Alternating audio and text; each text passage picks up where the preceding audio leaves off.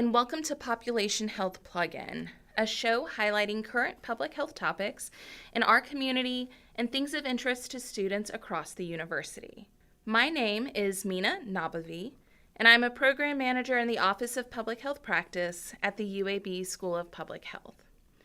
Today we are joined by Ms. Carrie Leland.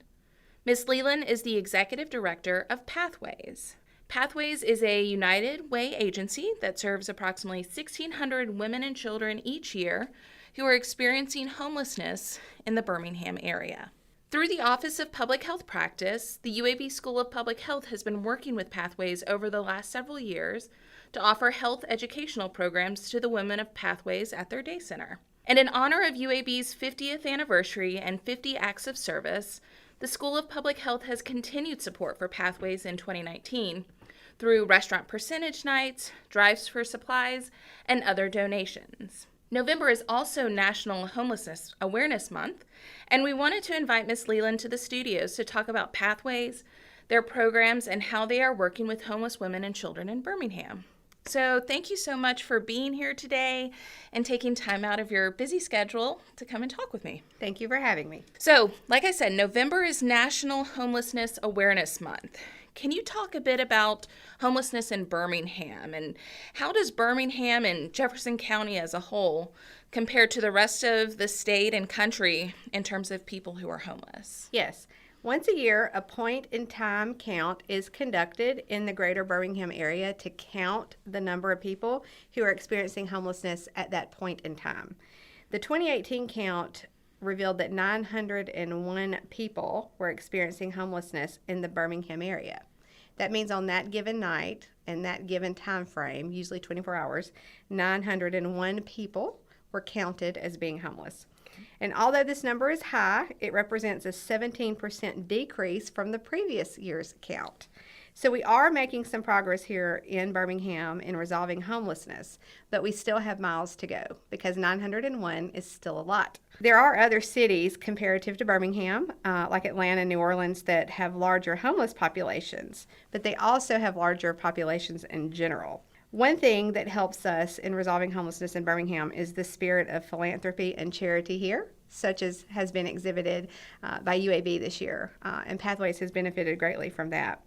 I am thankful that there are shelters and other services in Birmingham to serve homeless people. Cities cannot resolve the issue of homelessness within the city and the surrounding areas without acknowledging it and addressing it. Birmingham, the city of Birmingham in Jefferson County, does a good job of that. Birmingham has one roof, and that is a continuum that's made up of organizations, agencies, and even churches that work with the homeless. The city funds many programs as well as the county and other supportive services that touch the homeless population. And I believe it's going to be the cooperation and the collective approach to resolving a complex problem like homelessness that truly makes a difference in resolving it.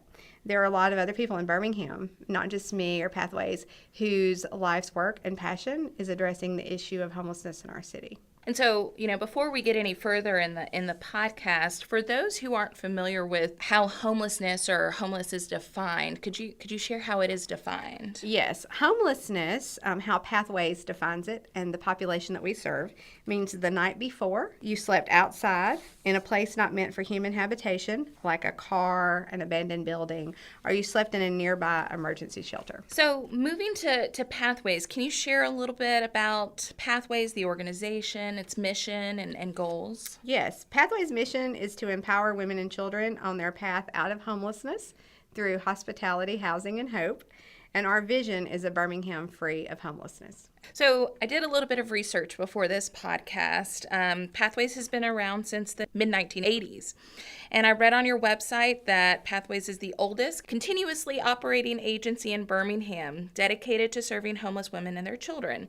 Is Pathways the only agency in Birmingham focused on serving specifically women and children? Pathways may have been the first, but it is certainly not the only agency that serves homeless women and children in the city.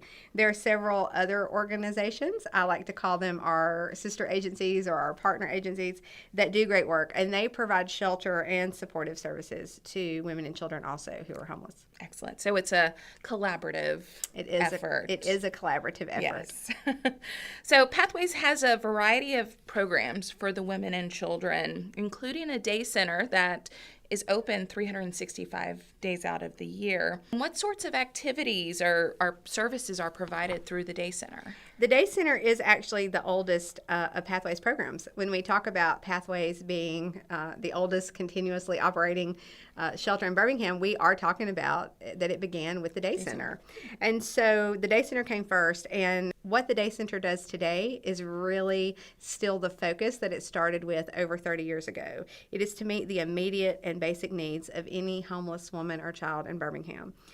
We do this through meals, showers, provision of hygiene products, access to laundry facilities, clothing, a respite, individualized case management, support groups, and then we have the educational and life skills and health classes in our Day Center classroom, and y'all are a part of that classroom programming. Absolutely. I think we'll talk about that in a little bit.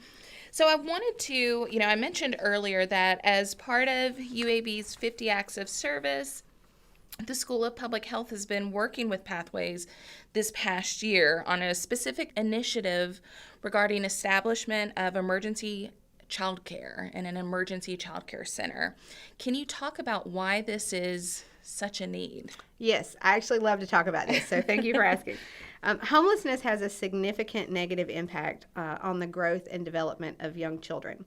Homelessness in and of itself is traumatic to adults and the children. It forces them to grow up much too soon, and often they miss out on educational and recreational experiences enjoyed by their peers who are not homeless.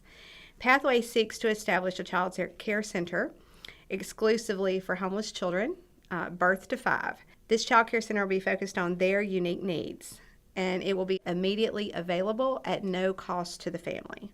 We believe that the homeless children that we serve deserve a safe place to learn and play, be a child, and have a respite from the harsh realities of homelessness.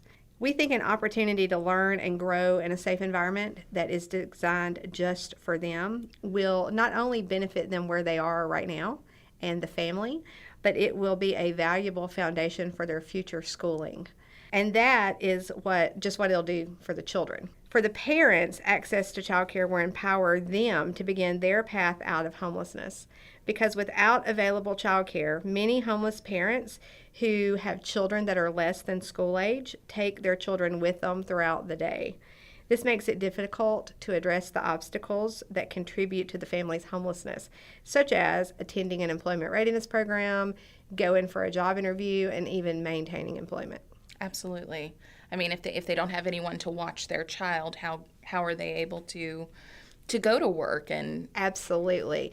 And a reliable source of childcare that is dependable, that's going to be open when you need it, that is safe and secure, and you can feel good about leaving your baby. And where your child is going to be, right? And I think we have to remember that homeless parents don't want any less for their own children.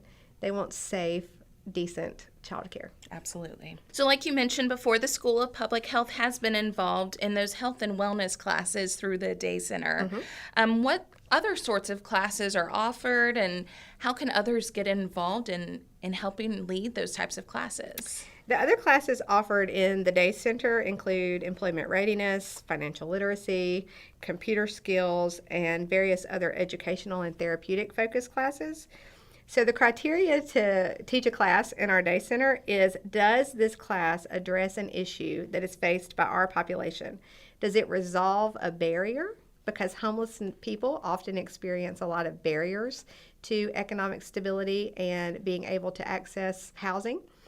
In general, is this class beneficial to those that we serve? So for instance, a 401k or IRA rollover class is probably not going to benefit our people presently in resolving their homelessness. However, the basics of budgeting, yes, that would be beneficial.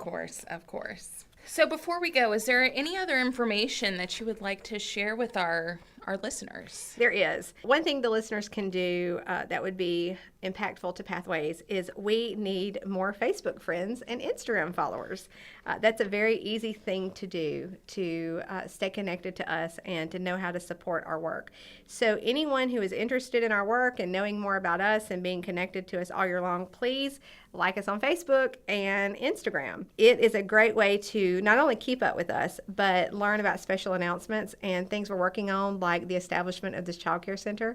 Also, it's where we communicate directly what we need at the moment as it becomes a need within our programs.